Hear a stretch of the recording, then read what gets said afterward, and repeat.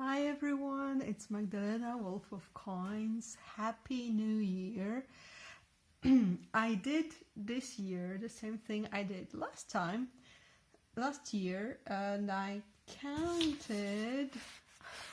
actually counted how many times I've used each tarot and oracle deck, so I could tell you and know for myself what was my top 5, let's say 5 of tarot and top 5 oracles in the category of most used, so decks that I felt pulled the most towards because I used them the most, I found them most useful, most speaking to me.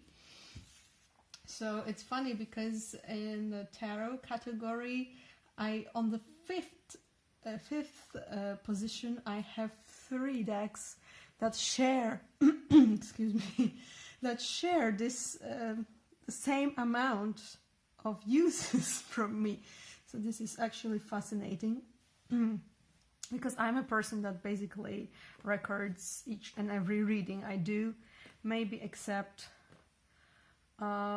when I do like daily draws that are 1-card draws, then I do record them. I just don't know record which deck I use, so I did not include these. But yeah, I hope you will enjoy this summary, and I will start with a deck that was hands down my most used deck of this year, and it actually is a deck that I purchased. I ordered it at the end of 2018 and it arrived just after the new year, and it was the best purchase ever. I kept reaching for this deck. I really love it. It's of course the Dark Mansion Tarot by Taroteka Studio. Excuse me, something happened to my voice. Well, yeah. So I have a walkthrough of this deck. If you're curious, you can check it out on the playlist of deck reviews and walkthroughs, something like that. Okay, I'll just have a sip of water because this is not good. I don't feel sick or anything, but yeah. Maybe I talked too much today. So this is the Dark Mansion Tarot, the regular edition, the regular size, which is perfect for me because it's not too big. With the I did not do this. It was like that. I mean, they made it this way, so the edging is black and it's very cool. I actually hate this matte finish. What is really nice about it, it doesn't give a glare, so whenever I take pictures or show it on camera, it doesn't have this awful glare, but shuffling it and spreading the cards, it's a nightmare. I know that there are people who love this kind of finish. I'm just not one of them. So I had to develop my own way of selecting cards, because I'm used to, shuffling and then spreading them in a fan and then pulling one from the fan, but they stick together so badly. I just do this. I just I lift a portion of the pile and then get the card that I want, and then I remove it from the pile and then add it to my spread. But other than that, I love it. And also, even though I'm complaining about the finish, this is my most used deck of this year, and you can see it doesn't have any signs of like heavy use. These cards look really well after 1 year of me using them all the time. So that's pretty amazing. Well done, Taroteca Studio. And then my second most loved and used, where are you? Oh, here. Yeah, it's still this deck. It's Pablo Robleda Tarot de Marcella. And I've shown this deck multiple times on my channel. I actually was thinking about buying a backup copy, but they are not very available these days, so I'm like, oh. Yeah, I'm not desperate yet. Because I do have a copy, so. And this cardstock, oh my goodness, this cardstock is just what I love, love, love, love. The size, the images, everything I love about this deck. So I'm a bit worried, you know, these cards come from Argentina. I live in Poland, so I always think, what will happen when it's really like, I abuse it too much and then it's not usable anymore. But it's still, yeah, cardstock is really good. By the way, this one is from Poland, so I'm not that stressed out. Yeah, it's keeping up pretty well, so maybe I don't need the backup copy right now anyway. But this is a lovely Tarot de Marseille deck that I adore, and I always sing praises of it on my channel.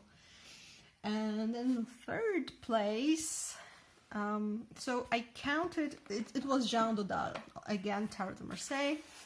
This one is Rider-Waite-Smith based, and I also found myself this year being more open towards Rider-Waite-Smith based decks. But anyway, there was a lot of Tarot de Marseille as well. And this is a cute box that I found when I was around Christmas. I was in a bookstore and they just had these boxes, little boxes for presents, and it so happened that it fit so perfectly. I didn't have my deck with me, but I thought, yeah, it would be a good size for a tarot deck. And lo and behold, here is where my Jean Dodali Tarot lives by Tarot Sheet Revival. It's a gorgeous deck. I also have a walkthrough of it on my channel.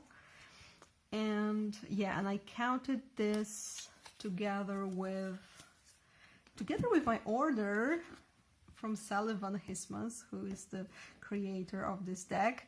I got a wonderful present of his of this deck, but hand painted tarot, Jean Dodal Tarot Major Arcana only. So yeah, so this is kind of the same deck, it's just this is majors only, and I counted them as one deck. I also have the version by Fleur Noir, so his restoration of it, and I kind of counted them together. But yeah, since I got this deck, I don't think I've been using Fleur Noir's version anyway. But yeah, so this was third position on my list. And then fourth one, surprisingly, because I didn't feel like I was using this deck that much, to be honest, was the Heartcrafter's Tarot. So this is a lovely deck. It's very soothing, I would say. Whenever I need a reading that would be like, you know, calming me down and yeah, have this soothing effect, I would pull this deck. It's so beautiful. It's by Letitia Guthrie and Joanna Powell Colbert, US Games. And the only thing I would say against this deck, and it's not like against it in general, it's against me using this deck, it's just too big for me. I would really prefer it to be smaller, because I felt like this stopping me, that when I thought, oh, I have to shuffle these huge cards, and you know, tarot has 78 cards, so it's not like with 50 card oracle that is big, but it's not as thick. So I think that's, well, then again, we can see these big, beautiful images. Yeah. So anyway, this was number 4. Oh, I also went through all the cards, and whenever it was not obvious, like red clover, whenever it was not obvious to me what it is in Polish, I just checked what it is, so that I would be, you know, when I'm looking at the image of a plant, I would be aware how it's in my mother tongue. And I also, because there are different names for the court cards, like Iha for page, and Adelita for knight, and so on. I just made little marks that I do. For knight I have an R, because in Polish it starts with R, and for page I have P, and for queen I knew that madre is mother, so it wasn't a problem. And lastly, for the kings I have a K. So just, it's, you know, easier for me to navigate the cards when I'm doing the reading. And so lastly, as I said, I have 3 decks that have exactly, the same amount of uses on my list. And these were Moon Crystal Tarot, Stretch Tarot, and come on, Botticelli Tarot. And it's funny when you count this, actually.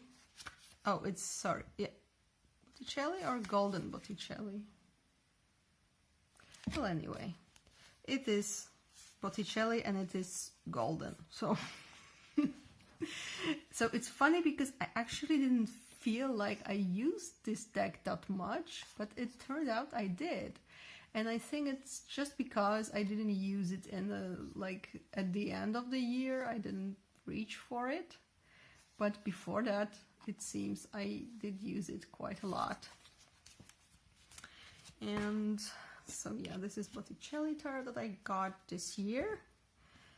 And there is Stretch Tarot, which is on my favorite list since I got it, basically.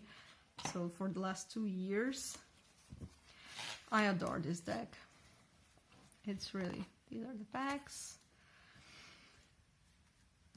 And yeah, it's a collage deck. And I love it. It's interesting because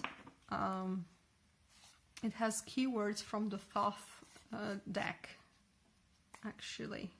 But often it has images inspired by Rider-Waite-Smith. So yeah, so it's neither this nor that. But still, the images that Joseph Stretch created are so evocative, are so, yeah, and they have great atmosphere in my opinion. Plus, I love the cardstock. I love this cardstock. And yeah, and the Botticelli Tarot is by Lo Scarabeo, and I'm a fan of Lo Scarabeo cardstock. Simply, I just like it. The default Lo Scarabeo cardstock. It's something that I like.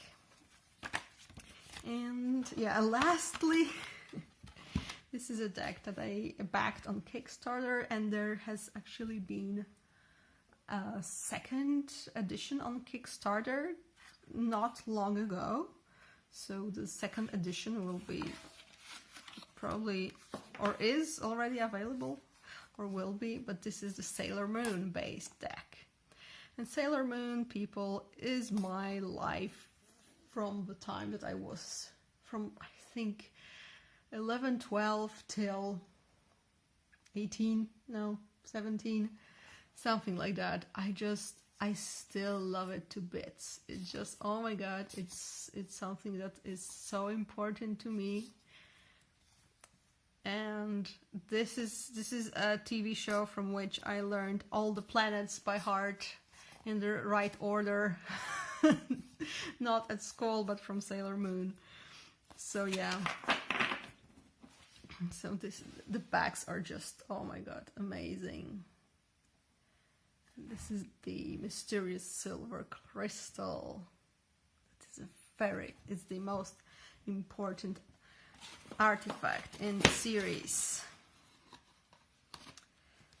So yeah, these are my tarot decks, and now oracles. So the first place belongs to Vintage Wisdom Oracle, and I'm completely not surprised because since I got this deck, it's been one of my favorite oracle decks ever.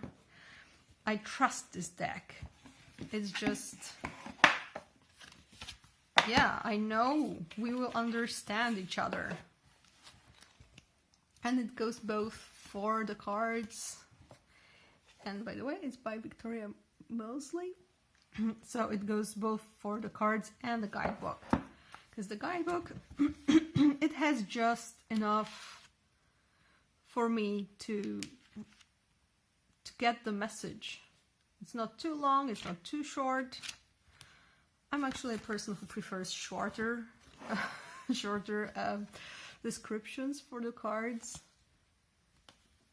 because there's always something that draws my attention and feels relevant to the reading. So me reading oracles is sometimes a little bit like bibliomancy, you know?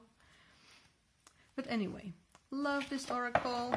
I edged it brown, and I love the cardstock. It's springy, nice, shuffles nicely, even though it's a big deck.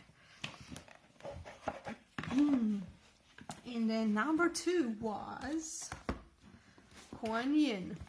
And actually, before I calculated decks from my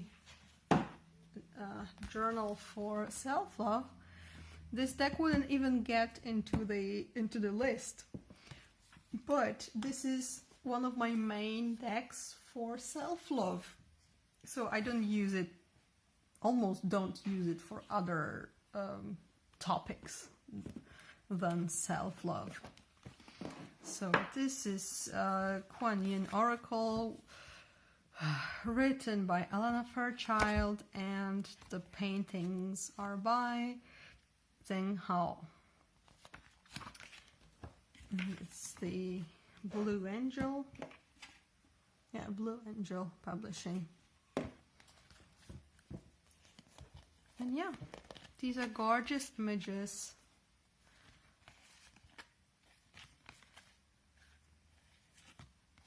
As far as I know, they were not like painted as Goddess Quan Yin or the Bodhisattva Quan Yin. They are presented as such, but I learned that later after I started using the deck. Plus, yeah, they are pre-existing artwork that was picked later to become an oracle. However, yeah, they are just so, their beauty is so subtle and touching that they work for me together with the guidebook. So yeah, and for self-love, look, it's a pink box. This box is pink inside. It's just perfect. And the third position is occupied again, like with the same number of uses, by 2 decks, and it's the Goddess Oracle by Amy Sofia Marashinsky and Hrana Yanto, and Angels and Ancestors Oracle Cards by Kyle Gray and Lily Moses. So, let's start with this one. It's actually pretty awesome. It's an awesome deck with an awesome guidebook. So, there are goddesses on each cards with a keyword. And they, you know what, they look like real women. I mean, the images were based, like real women posed for these like portraits. So they have like different features, and they are sometimes also like in different ages. There are older and younger women here. And yeah, and the guidebook is just great. Just great. We get the poem, we get to know something about the mythology of the goddess, then the meaning of the card, and ritual suggestion if you want to. I usually don't do them, but it's nice that it is there if you really like feel you need to do something in this area of your life that the goddess is pointing towards. You could try this suggestion. And then this one. So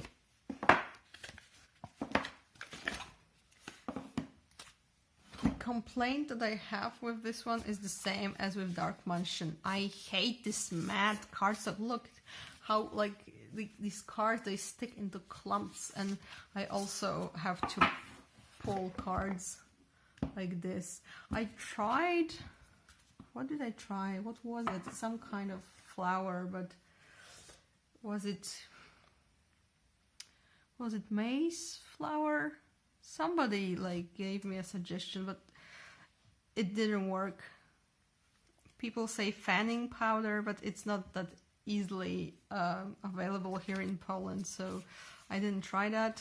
I'm just frustrated by how they how you cannot really spread them in a nice fan. But other than that, I found them not very,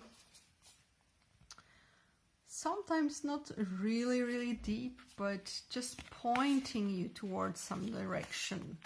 That is important in a reading, and that was very useful. That's why I kept using this deck. Plus, yeah, the artwork is gorgeous. I gotta say. So yeah. So this is this deck, in the 5th position. Wait a minute. No, I'm on the 4th position, excuse me. So it's this one, and it's also, since I got this deck, I keep using it over and over. Not only because it's so beautiful and the images are so, you know, evocative, and your imagination can work with them. And it's by Catherine Welch-Stein. She's making a tarot deck now too. But because I love how brief the descriptions are, you get keywords and a short description, and that's it. So these are perfect for, I often actually use them with Tarot de Marseille to just like give this last note to this reading. And what did I do with that? Oh yeah, like for example, with this one, I would have like a 3-card spread with Tarot de Marseille and 1 oracle, and it would work great. So yeah, I absolutely love it. So no wonder I've been using it so much. In 5th position, this one is Celtic Tree Oracle. I think I mostly used it also for self-love readings, but also others, so it's more like general advice. It's the guidebook is by Charlene Hidalgo and illustrated by Jimmy Manton. So the only thing with this deck that I could complain about, oh god, the artwork is so gorgeous. That there are only 25 cards, and often I feel like in the guidebook there's a lot of things crammed in one card. But other than that, I really love it. It's just, yeah, the artwork itself has this like soothing effect on you. So I like using it, especially as I said, for self-love readings. And you get here like all those various categories, keywords, general description, how it is in a reading, how it is reversed, and the message, so which is pretty long usually. So these are my decks, but I wanted to mention, do an honorary mention of one deck that was also like a discovery of this year for me, and I'm particularly happy with it and proud of it because this is a deck that I owned, that I loved the artwork of, but I almost didn't use it ever, and now it's one of my most used decks, and I made a video about it, what I did and so on. I also edged it green. So it's the Nicoletta Ceccoli Tarot turned Oracle by me, for myself. This is my guidebook where I have like really short descriptions, mostly with questions for myself. And yeah, it didn't hit so many uses because I did it in the second half of the year. But recently this deck has been so helpful for me. It's not even funny, it's just amazing. It works the best with showing me where my fears are, to locating what I'm afraid of, so I can, you know, understand myself better, so I can see that there is this fear and it's like I'm subconsciously ruled by this fear, and I can then acknowledge this fear because I mean, these images are pretty, yeah, again, evocative of things that are a bit creepy, like this one. So this is about my inner world, and it works so well. I'm so pleased that I decided that I pulled the trigger and I chopped the borders off, and I just added these numbers, and I did this in my little guidebook, and I think it works so well for me because, yeah, I'm the one who wrote that. So it's, yeah, this is the honorary mention. It was close to the Celtic Tree Oracle in numbers, actually. But yeah, so I hope you've enjoyed it. I would like to see your picks. You don't have to count everything, actually. You could just say what's your favorites, and I've already seen some videos about that around YouTube, so that's fun. And I wish you a wonderful, wonderful year of 2020. Have a great one. Thank you. Bye.